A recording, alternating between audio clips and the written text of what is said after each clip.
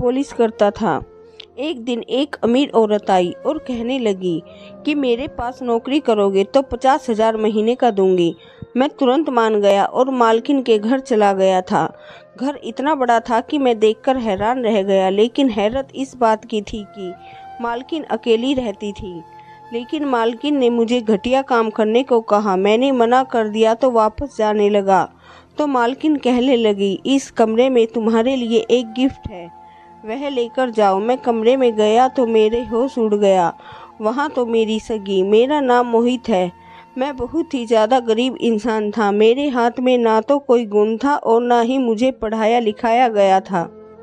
मेरी एक बहन थी जिसका नाम पल्लवी था। वह बहुत ज़्यादा खूबसूरत थी। इस दुनिया में हम भाई बहन के अलावा हमारा कोई नहीं था। मम्मी पापा थे, लेकिन उनकी किस्मत खराब थी क्योंकि मेरी मम्मी पापा ने एक दूसरे के साथ बेवफाई की थी। पहले पापा ने बेवफाई की, फिर मम्मी ने उनसे बदला लेने के लिए बेवफाई कर डाली। तो एक दिन पापा ने उनकी जान ले ली और खुद को भी मार डाला। खुद तो वह इन दोनों मर गए और हमें दुनिया में जलील होने के लिए छोड़ दिए। हमारे कुछ रिश्तेदार थे, लेकिन वह हमारे बुरे वक्त पर भी हंसते थे, इसलिए हम लोगों ने उनसे कभी मदद नहीं मांगी। मेरी बहन बहुत प्यारी थी। वह घर में ट्यूशन पढ़ाती थी और मैं जूते पॉलिश करता था। इससे हमारा घर चलता था। जब मेरी बहन ने कहा कि मैं घर पर जाकर पढ़ाऊंगी तो मैं सोच में पड़ गया कि जवान लड़की बाहर जाएगी। मेरी बहन ने बीए किया हुआ था और उसने 8वीं क्लास के बच्चों को पढ़ाना शुरू कर दिया। उनको घर जाकर पढ़ाने की वजह से महीने का 5,000 दे रहे थे। इतने पैसे तो मेरे भी नहीं बनते थे। सोचा कि किसी का घर होगा तो बहन घर जाकर ही पढ़ाएगी, बाहर तो नहीं जाएगी। कोई ऐसी नौकरी तो नहीं कर रही है जिसमें किसी ऑफिस में बैठना पड़े। उन लोगों के बारे में भी हम जानते थे क्योंकि मेरी बहन की एक सहेली के वो रिश्तेदार लगते थे और उनकी सहेली बचपन से ही हमारे घर आती जाती थी, इसलिए मैंने बहन को इजाज़त दी थी। वैसे भी मजबूरी थी। पल्लवी कहने लगी, वह अमीर लोग हैं, मुझे तैयार होकर जाना होगा, मुझे 1-2 सूट बनवाने होंगे। मैंने कहीं से उधार लेकर अपनी बहन के 2-3 अच्छे से सूट बनवा दिए और उसके बाद वह काम पर जाने लगी और मैं सड़क पर जूते पॉलिश करता था। इसी तरह 6-7 महीने गुजर गए। मेरी बड़ी बहन की सैलरी उन्होंने 2,000 बढ़ा दी थी। अब मेरी बहन महीने के 7,000 कमा रही थी और इतने ही पैसे मैं भी बना लेता था। हम घर में 2 ही लोग थे, इसलिए हमारा गुजारा हो जाता था। कभी घर में सब्जी नहीं होती थी तो हम सूखी रोटी भी खा लेते थे, लेकिन मैं जानता था कि ज़िंदगी इस तरह नहीं गुजरेगी क्योंकि मेरी बहन की उम्र 18 साल हो गई थी। मुझे उसकी शादी भी तो करनी थी और उसकी शादी के लिए दहेज बनाना था, लेकिन इस तरह तो कुछ नहीं होने वाला था। एक दिन सड़क पर बैठा जूते पॉलिश कर रहा था, तभी मेरे पास एक औरत आई। मैं हैरान हुआ कि इस तरफ क्यों आ रही है, क्योंकि मैं औरतों के जूते पॉलिश नहीं करता था और औरतों के जूते ऐसे होते भी नहीं जिनको पॉलिश किया जाए। लेकिन वह मेरे पास आकर रुक गई, थोड़ी देर मुझे देखती रही और वहीं कहीं खो गई। मैं दुकान के आगे बैठा करता था। जूतों वाली दुकान बहुत बड़ी थी, इसलिए मैं उसके आगे ही बैठा था। दुकान के सामने एक बेंच लगा हुआ था, वह वहीं बैठ गई। वह बहुत अमीर औरत लग रही थी। उसकी उम्र शायद 40 होगी। उसने काला चश्मा पहन रखा था और मुझे नहीं पता था कि उस चश्मे के अंदर से मुझे ही देख रही है। मैं भी अपनी बहन की तरह शक्ल सूरत में बहुत अच्छा था, लेकिन जब मैं पैदा हुआ था तो सबने कहा था कि बहुत ही खूबसूरत बेटा हुआ है। लेकिन मुश्किल हालात ऐसे आए कि मेरी शक्ल ही बदल गई और मेरी शक्ल देखकर यही लगता था कि जैसे मैं बहुत ज़्यादा परेशान हूँ और हर वक्त परेशान रहता हूँ। वह किसी का इंतज़ार कर रही थी। वह बार बार घड़ी देख रही थी। वह बोली, यहाँ पर बैठकर कितने पैसे कमा लेते हो। शायद उसका समय नहीं गुजर रहा था, इसलिए वक्त गुजारने के लिए वह मेरे साथ बातें करने लगी। मैंने बोला, बहुत कम बनते हैं, लेकिन कुछ न कुछ बन जाता है। फिर कहने लगी, कितने पैसे? तो मैंने कहा 5-7 हज़ार। वह बोली, इतने पैसे में तो घर का गुजारा भी नहीं चलता होगा। मैंने कहा, गुजारा नहीं चलता मगर चलाना पड़ता है और कोई काम नहीं आता। मैंने मजदूरी करने के बारे में सोचा था, लेकिन रोज़ दिहाड़ी नहीं बनती। हजारों मजदूर इंतज़ार में बैठे हैं, वहीं बैठकर घर चले जाते हैं उसने कहा कि अच्छा, अगर तुम इतने मजबूर हो तो मैं तुम्हें काम देती हूँ, मेरे घर चलोगे, मेरे घर में काम करोगे। तो मैंने कहा कि मैंने कभी किसी के घर में काम नहीं किया है, मुझे तो कुछ मालूम भी नहीं है। उसने कहा कुछ जानने की ज़रूरत नहीं, इतना कोई ख़ास काम नहीं है, लेकिन सैलरी बहुत अच्छी होगी। मैंने कहा कितनी सैलरी होगी? उसने कहा 50,000।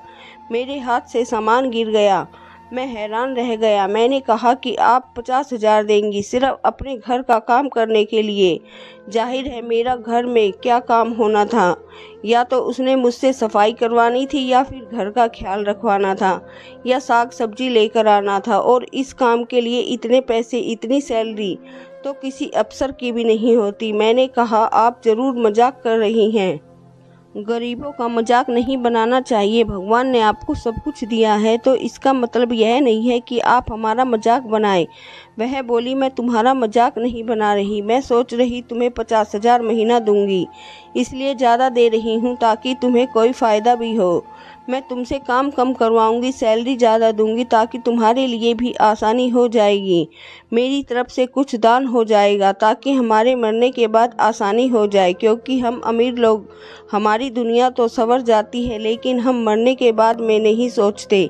इसलिए थोड़ा कम में पैसे ज़्यादा देकर मुझे भी दिल को सुकून मिल जाएगा कि मैं कोई अच्छा काम कर रही हूँ और तुम्हारा भी काम हो जाएगा। बात तो वैसे भी उनकी सही थी, सबको दान देना होता है। अगर कोई यह पैसे मुझे सैलरी की सूरत में दे रही है तो अच्छी बात है, क्योंकि मेरी बेइज्जती नहीं होगी कि मुझे दान दिया जा रहा है, और उनका भी दान हो जाता और मेरा घर भी चल जाता, क्योंकि अगर उसने 7 से 10,000 पर रखती तो मुझे कोई फ़ायदा नहीं होता, लेकिन 50,000 से तो मेरे काफ़ी सारे काम निकल सकते थे। मैंने उसका बहुत धन्यवाद किया। उसने कहा कि मेरा नाम संध्या है, तुम्हें भी मेरे साथ अभी घर चलना होगा, मैं तुम्हें काम समझा दूंगी, तुम कल से काम पर आ जाना। मैंने कहा ठीक है। मैं बहुत ज़्यादा खुश हुआ, मैंने भगवान का धन्यवाद किया। सच कहूँ तो मुझे यकीन नहीं हो रहा था, मुझे ऐसा लगता था जैसे कोई सपना देख रहा हूँ। अभी कहीं से शोर की आवाज़ आएगी तो मैं जाग जाऊंगा। मुझे मालकिन ने कहा कि तुम पहली सैलरी एडवांस में ले सकते हो, मुझे कोई दिक्कत नहीं है, मैं तुम पर भरोसा करती हूँ। मालकिन मुझे अपने साथ गाड़ी में लेकर घर ले गई। उनकी गाड़ी बहुत बड़ी थी, जिसमें पीछे भी बैठने की जगह थी जो खुली हुई थी। मैं गाड़ी की पीछे सीट पर बैठ गया और उनके घर चला गया। उसका घर देखकर मैं हैरान रह गया, बहुत बड़ा घर था। अगर मुझे इस घर की सफाई करनी थी तो फिर 50,000 ही लगने थे। घर बहुत ही ज़्यादा खूबसूरत है, लेकिन जब मैं अंदर गया तो मालकिन ने कहा कि तुम्हें घर की सफाई नहीं करनी है या खाना नहीं बनाना है, मैंने यह इन सब कामों के लिए पहले ही 2 नौकर रख लिया है, तुम बस इनसे काम करवाना, रोज़ की सब्जी वगैरह लेकर आना और देखना कि सारे काम ठीक से कर रहे हैं या नहीं। आज से हमारे घर में तुम देखभाल का काम करोगे। मैं सोच रहा था कि यह तो बहुत आसान काम मिल गया है, यानी मुझे खुद को कोई काम भी नहीं करना बल्कि दूसरों से करवाना है। और यही बात सौदा का कौन सा मुझे सर पर उठाकर लाना है, इतने बड़े घर में सौदा भी गाड़ी में ही आएगा। मैं दिल में सोचने लगा कि मालकिन से कहता हूँ तो फिर तो आपने बहुत ज़्यादा पैसे दे रही हैं। फिर मैं भी थोड़ा खुदगर्ज हो गया कि जब वह खुद पैसे दे रही है तो उनको कोई दिक्कत नहीं है, तो मुझे इतना सोचने की क्या ज़रूरत है। मालकिन ने कहा कि कल से तुम नौकरी पर आ सकते हो और तुम यहाँ रात भी यहाँ पर रहना चाहो तो मुझे कोई परेशानी नहीं है। मैंने कहा कि मैं इसके बारे में आपको सोचकर बताऊँगा और कल नौकरी पर आ जाऊँगा। मालकिन ने मुझे कहा कि कल थोड़ा साफ सुथरा होकर आना, क्योंकि अब तुम कोई जूते पॉलिश करने वाले नहीं हो बल्कि एक बहुत बड़े घर के इंचार्ज हो। यही सोचकर मुझे भी खुशी हो रही थी कि अचानक से मेरी किस्मत बदल गई थी।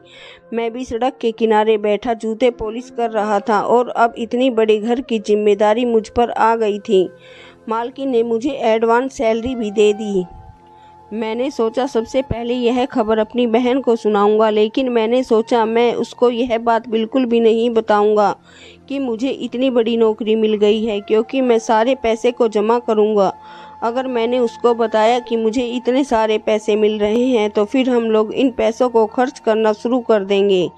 मैंने सोच लिया था कि मैं 6-7 महीने तक पैसे जमा करके फिर जब उसका सामान बनाऊंगा और उसके लिए कोई अच्छा सा रिश्ता तलाश कर लूँगा तब उसको बताऊंगा तो वह बहुत ज़्यादा खुश होगी।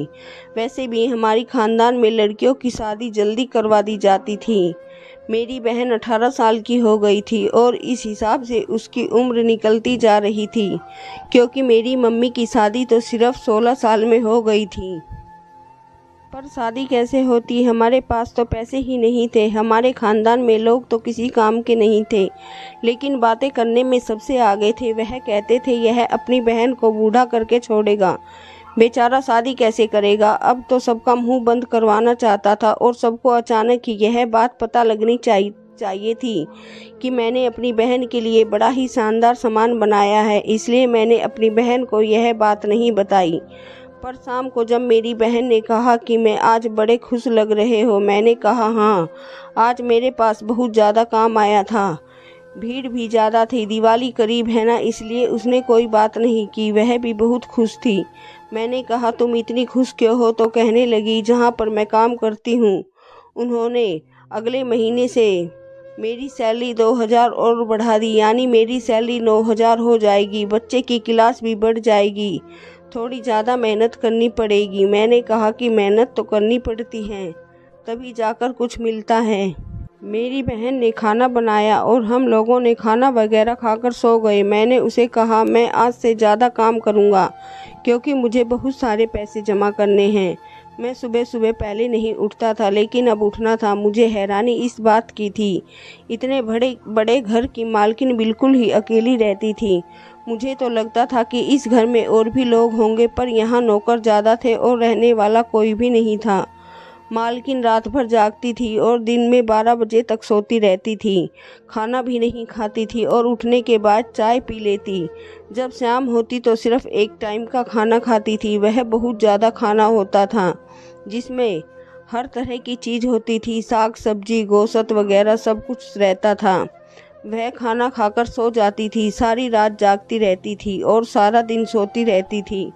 शायद अमीर लोगों की ज़िंदगी ऐसी होती है। इधर भी ज़्यादा काम नहीं थे, फिर भी सबकी जिम्मेदारी थी और मुझे बड़ा ही अच्छा लग रहा था। एक दिन मैं सब्जी लेने गया तो मुझे जो खर्चा दिया गया था उसमें 2000 रुपये बचे थे। मैंने मालकिन को वापस करना चाहा तो उन्होंने कहा कि रख लो, तुमने कमाए हैं। क्योंकि इससे पहले जो नौकर सौदा खरीदने जाते थे वह तो इतने पैसों में बहुत कम सामान लाते थे। तुमने तो बड़ी अक्लमंदी से खरीदारी की है और इतनी सारी भी चीज़ें ले आए हो और पैसे भी बचाए हो, तो यह पैसे तुम्हारे इनाम के हैं। मैंने मालकिन के पास एक हफ्ते काम किया। वह मेरा बहुत ज़्यादा ख्याल रखती थी, जैसे मुझे ही हर वक्त देख रही हो कि मैं ठीक से काम कर रहा हूँ या नहीं। मैंने भी कोई गलती नहीं की थी, क्योंकि बड़े लोगों को नौकर को चेक करने की भी आदत होती है। ऐसे ही कोई थोड़ी किसी पर भरोसा करता है। लेकिन कुछ ऐसा हुआ कि मैं हैरान रह गया। एक दिन मालकिन ने मुझसे कहा कि आज रात तुम घर नहीं जाना। मैंने कहा नहीं, मुझे घर में जाना है, बहुत ज़रूरी काम है। उन्होंने कहा अच्छा, देर से चले जाना। मालकिन ने मुझे कमरे में बिठा दिया और कहा कि मुझे तुमसे कोई काम है, मैं तुम्हें बताती हूँ। मैं उस कमरे में 2 घंटे तक उनका इंतज़ार करता रहा, लेकिन वह आ नहीं रही थी। मैं भी सोचने लगा कि कौन सा काम हो सकता है, घर के सारे काम तो हो गए होंगे। 2 घंटे बाद मालकिन आई तो वह बहुत ही ज़्यादा तैयार होकर आई थी।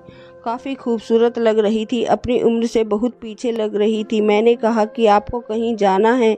नौकर छुट्टी पर गया था, मुझे लगा कि इसलिए तैयार हुई है, उनको कहीं जाना है और नौकर छुट्टी पर गया था तो मैं उनको छोड़ देता। मुझे गाड़ी चलानी आती थी, लेकिन वह मेरे पास आकर बैठ गई। अचानक से मालकिन ने मेरा हाथ पकड़ लिया। मैंने कहा कि आप क्या कर रही हो? वो कहने लगी कि बस करो, आजकल कोई भी इतना मासूम नहीं होता है। मैंने तुम्हें नौकरी पर किस लिए रखा था? तुम इतने भी मासूम नहीं हो। मैंने तुम्हें यहाँ पर रुकने को कहा है, सारे नौकरों को छुट्टी दे दी है। मैं तैयार होकर आई हूँ तो किस लिए आई हूँ? तुम्हें इतनी सी बात समझ नहीं आ रही? तुम कोई छोटे बच्चे तो नहीं, 20 साल की तुम्हारी उम्र होगी ना। मैं हैरान परेशान रह गया। मुझसे मालकिन ने कहा कि तुम्हारा क्या जाएगा, अभी मैं मिल रही हूँ, क्या तुम्हें इस बात की खुशी नहीं है? मैंने कहा नहीं मालकिन नहीं, मैं ऐसा काम नहीं करता। मैंने वहाँ से जाने की कोशिश की, फिर उसने मेरा हाथ पकड़ लिया। मैंने उनको मना किया था।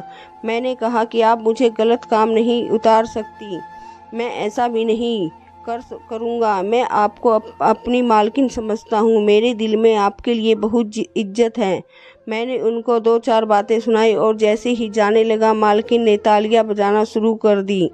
मैंने पलटकर देखा तो उन्होंने कहा कि तुमने आज बहुत बड़ा इम्तिहान पास कर लिया है। मैं हैरान रह गया। मैंने कहा कि कैसा इम्तिहान? उन्होंने कहा कि मैं तुम्हारा इम्तिहान ले रही थी, जो कि तुमने पास कर लिया है। अब मैं चाहती हूँ कि तुम मेरी एक जानने वाली लड़की से शादी कर लो, जिसको मैंने अपनी बेटी बनाया हुआ है, और वह बैठक में बैठी है। जाओ तुम जाकर उससे बात कर लो, समझो कि वह तुम्हारा इनाम है। मैं हैरान रह गया। मैंने कहा कि यह आप क्या कह रही हैं? मैं उससे शादी कैसे कर सकता हूँ? कहने लगी, क्यों नहीं कर सकते? क्या तुम्हें शादी नहीं करनी? मैं खामोश रहा। उन्होंने मुझे कहा कि जाओ जाकर एक बार देख तो लो, वह बहुत ही खूबसूरत लड़की है और तुम बहुत अच्छे इंसान हो। तुमसे मिलकर बहुत खुशी हुई है। मुझे थोड़ा वक्त लगा खुद को संभालने में, फिर मैं वहाँ से चला गया। फिर मुझे खुद को भी संभालना पड़ा, क्योंकि सामने जो लड़की बैठी थी उसका मुंह दूसरी तरफ था। वह बहुत खूबसूरत लग रही थी, लंबे लंबे बाल भी थे और बहुत प्यारी थी। वह मेरी तरफ घूमी तो मेरी आंखें फटी की फटी रह गई, क्योंकि वहाँ पर तो मेरी बहन थी। वह भी घबरा गई कि आप यहाँ पर क्या कर रही हैं। हम सब हैरान रह गए। फिर बाद में पता चला कि जब मेरी बहन किसी के घर पढ़ाने जाती थी तो पास ही मालकिन का घर भी था। वह इसी मोहल्ले में पढ़ाती थी। उसकी उनके साथ काफ़ी अच्छी दोस्ती थी, लेकिन जिनके बच्चों को पढ़ाती थी वह मालकिन की बहन के बच्चे थे। और मेरी बहन ने मालकिन को बताया था कि मेरी माँ और मेरे बाप ने बेवफाई की, एक दूसरे को धोखा दिया। मालकिन ने कहा कि मुझे भी मेरे पति ने धोखा दिया और बेवफाई की, इसलिए उन्होंने कहा कि मैं तुम्हारे लिए एक लड़का तलाश करूंगी, और ऐसा लड़का जो बेवफा नहीं होगा। हम उनको पहले चेक करेंगे। अच्छी नौकरी दी, मुझे ज़्यादा सैलरी दी, मुझे साफ सुथरा रहने को कहा। मालकिन ने मुझे चेक किया था कि मैं ठीक निकलूं तो वह मेरी शादी के बारे में बात करेंगे, लेकिन मालकिन को पता ही नहीं था कि वह मेरी बहन है। हम सब हैरान परेशान रह गए। हम एक दूसरे से नज़रें चुराने लगे, काफ़ी शर्मिंदा हो गए। मैंने अपनी बहन से कहा कि तुम यहाँ शादी लगवा रही थी और तुमने मुझे बताना ज़रूरी नहीं समझा। मेरी बहन ने कहा, आप यहाँ पर काम करते हैं, आपने मुझे क्यों नहीं बताया? तो मैंने कहा कि मैं तुम्हारे सामान के लिए पैसे जमा कर रहा था, तुम्हें गिफ्ट देना चाहता था। हम लोगों ने एक दूसरे पर गुस्सा निकाला। फिर मालकिन ने कहा कि मेरी गलती है, मुझे पूरी बात पूछनी चाहिए थी, बस इसी तरह मामले को रफा दफा कर दो। मेरी बहन रोने लगी। उसने कहा, जब मम्मी पापा ने एक दूसरे को धोखा दिया, फिर इसी तरह उनकी जान चली गई। इस दुनिया में किसी पर भरोसा नहीं किया जा सकता।